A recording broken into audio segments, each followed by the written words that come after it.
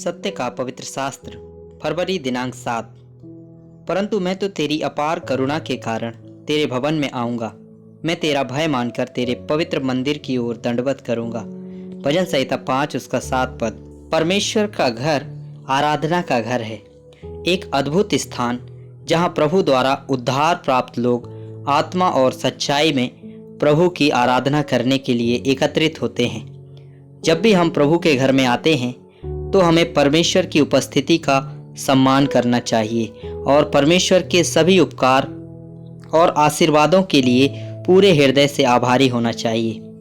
प्रभु का भय ज्ञान की शुरुआत है। यह कोई मानवीय ज्ञान या वैज्ञानिक ज्ञान नहीं है, बल्कि यह पवित्र परमेश्वर का ज्ञान है। नीति वचन 9 उसका 10 पद। यहोवा का भय मानना बुद्धि का आरंभ है और परम पवित्र ईश्वर को जानना ही समझ है।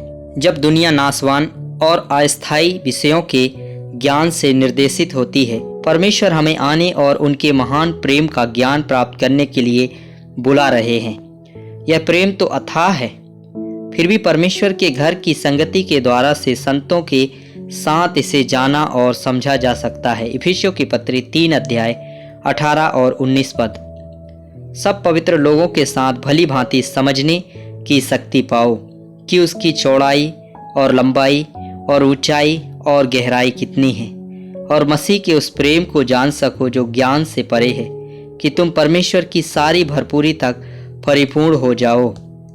परमेश्वर का निष्पक्ष और अथाह प्रेम हमें उनके पवित्र मंदिर की ओर खींचता है और हमें शुद्ध आत्मिक उपासना की सेवा और बलिदान में विनम्र करता है। यूहन्ना के सुसमाचार के 4 अध्याय में जब प्रभु यीशु याकूब के कुएं पर सामरी स्त्री से बातचीत कर रहे थे, उन्होंने एक आराधक की सच्चाई को स्पष्ट रूप से उजागर किया। यूहन्ना रचित सुसमाचार 4 अध्याय 21 पद, 23 पद और 24 पद। यीशु ने उससे कहा, हे नारी, मेरी बात की प्रतीति कर कि वह समय आता है कि तुम ना तो इस पहाड़ पर पिता का भजन करोगे न यरूशलेम में, परंतु वह समय आता है, वरन अब भी है, जिसमें सच्चे भक्त पिता का भजन आत्मा और सच्चाई से करेंगे, क्योंकि पिता अपने लिए ऐसे ही भजन करने वालों को ढूंढता है। परमेश्वर आत्मा है और अवश्य है कि उसके भजन करने वाले आत्मा और सच्चाई से भजन करें।